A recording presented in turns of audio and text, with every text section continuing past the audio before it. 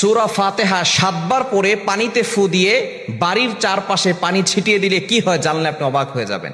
অনেকেই সূরা ফাতিহা সম্পর্কে অবগত নন। সূরা ফাতিহার ভিতরে শেফা রয়েছে। সূরা ফাতিহাকে বলা হয় উম্মুল কোরআন, কোরআনের মা বলা হয়। অর্থাৎ কোরআনের ভিতরে যা কিছু আছে আল্লাহ পাক রব্বুল আলামিন সম্পূর্ণ সারাংশ সূরা ফাতিহার ভিতরে আল্লাহ তাআলা ঢুকিয়ে দিয়েছেন। সূরা ফাতিহাকে বলা হয় শিফাউম মিন কুল্লি দা, সকল রোগের ঔষধ। এবং সূরা ফাতিহার ভিতরে অনেক বরকত আছে। এবং সূরা ফাতিহাকে বলা হয় দোয়া, দোয়া কবুলের জন্য সূরা ফাতিহা কিন্তু আপনি পড়তে পারেন। আমরা যখন নামাজে দাঁড়াই তখন কিন্তু সর্বপ্রথম যেটা পড়ি সানা পড়ার পরে এরপরে আমরা সূরা ফাতিহা পড়ি, ঠিক কি না? আর সূরা ফাতিহা ছাড়া নামাজ হয় না। এই জন্য সূরাতুল ফাতিহা হচ্ছে সকল রোগের ঔষধ এবং বরকতের, এবং এইটার মাধ্যমে আল্লাহ পাক রব্বুল আলামিন দোয়া কবুল করে থাকেন। এই জন্য আল্লাহ তাআলা আমাদেরকে দোয়ায় শিক্ষা দিয়েছেন।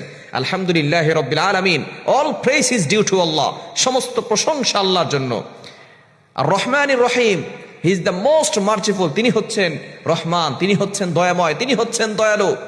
মালিকি ইয়াউমিদ্দিন, he is the honour of the day of judgement, তিনি হচ্ছেন বিচার দিবসের মালিক। সুতরাং এই সূরাতুল ফাতিহার ভিতরে আল্লাহ পাক রব্বুল আলামিন সবকিছু ঢুকিয়ে দিয়েছেন। এই সূরা ফাতিহার আল্লাহর প্রশংসা করে এরপর আমরা দোয়া করি, ইহদিনাস সিরাতাল মুস্তাকিম, দোয়া করি না আমরা আল্লাহর কাছে দোয়া করি, ইয়াকা নাবুদু ওয়া ইয়াকা নাস্তাইন, ইহদিনাস সিরাতাল মুস্তাকিম, আল্লাহ তোমার ইবাদত করি, তোমার কাছে সাহায্য চাই। এরপর আমরা বলি আল্লাহ আমাকে সঠিক পথ দেখান। এভাবে আমরা আল্লাহর কাছে দোয়া করি। সুতরাং সূরা ফাতিহা হচ্ছে দোয়া কবুলের অন্যতম একটি অস্ত্র। এই সূরা ফাতিহার ভিতরে অনেক শেফা রয়েছে।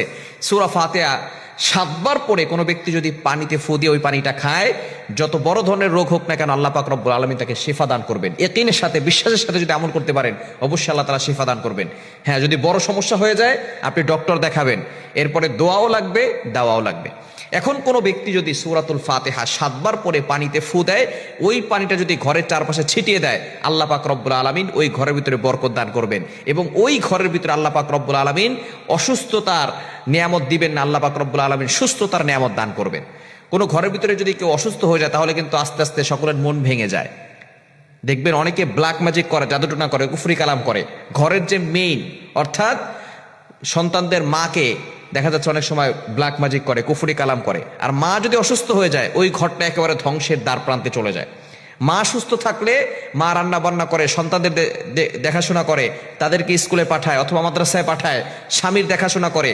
অর্থাৎ মূল মেইন হচ্ছে ঘরের, সে হচ্ছে ওই সন্তানদের মা। তাকেই অনেক সময় ব্ল্যাক ম্যাজিক করে, কুফরি কালাম করে নষ্ট করে দেয়, অসুস্থ করে ফেলে। সুতরাং সূরাতুল ফাতিহা যদি আপনি পানিতে ফু দিয়ে 7 বার পরে পানিতে ফু দিয়ে পানিটা ঘরের চারপাশে ছিটিয়ে দেন আল্লাহ পাক রব্বুল আলামিন সুস্থতার নিয়ামত দান করবেন। পাশাপাশি সূরা ইখলাস পড়তে পারেন, আয়াতুল কুরসি পড়তে পারেন, সূরা ফালাক, সূরা নাস এগুলো পড়ে দিতে পারেন।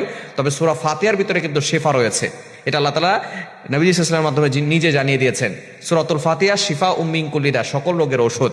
এজন্য 1 নম্বর হচ্ছে ঘরের ভিতরে বরকত আসবে, 2 নম্বর হচ্ছে আল্লাহ পাক রব্বুল আলামিন ঘরের মানুষদেরকে সুস্থতার নিয়ামত দান করবেন। এজন্য অনেকের দোকানে ব্যবসা বাণিজ্য ভালো না, কেমন যেন মনে হচ্ছে দোকানে বসলে ভালো লাগে না, অথবা ব্যবসার ভিতরে আগে ভালো ছিল এখন ভালো যাচ্ছে না।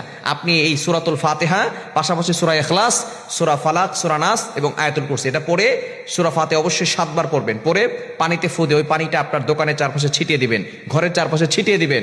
দেখবেন আল্লাহ পাক রব্বুল আলামিন ওই ঘরে, ওই দোকানে বরকত দান করবেন। ওই ঘরের ভিতরে, ওই দোকানের ভিতরে আল্লাহ পাক রব্বুল আলামিন উন্নতি দিবেন এবং ঘরের মানুষগুলো আল্লাহ পাক রব্বুল আলামিন সুস্থতা রাখবেন এবং তাদের সকলকে সুস্থতার নিয়ামত দান করবেন। এজন্য অবশ্যই সূরা ফাতিহা ইয়াকিনের সাথে আমল করব। তবে শুধু সূরা ফাতিহা পড়বেন আর নামাজ পড়বেন না তাহলে কিন্তু হবে না। অবশ্যই নামাজ পড়তে হবে। নামাজ হচ্ছে সবার আগে। 5 ওয়াক্ত নামাজ মাস্ট বি, আপনাকে পড়তেই হবে। আপনি নিজে পড়বেন, আপনার সন্তানদেরকে নামাজ পড়তে বলবেন। কেননা নবী সাল্লাল্লাহু আলাইহি ওয়াসাল্লাম জানিয়ে দিয়েছেন 7 বছর বয়সের সময় সন্তানকে নামাজ পড়া শিখাও, 10 বছরের সময় সন্তানকে নামাজের জন্য শাসন করো, পিটাও। এজন্য সন্তানকে 10 বছর বয়স, এখন সে বালেগও হয় নাই, তখন নবী সাল্লাল্লাহু আলাইহি ওয়াসাল্লাম বলছেন তাকে নামাজের জন্য শাসন করতে। এজন্য নামাজ পড়বেন, এরপরে আমল করবেন। অবশ্যই আল্লাহ পাক রব্বুল আলামিন আমলের ভিতরে আপনার ঘরের ভিতরে বরকত দান করবেন এবং আল্লাহ পাক রব্বুল আলামিন সুস্থতার নিয়ামত দান করবেন।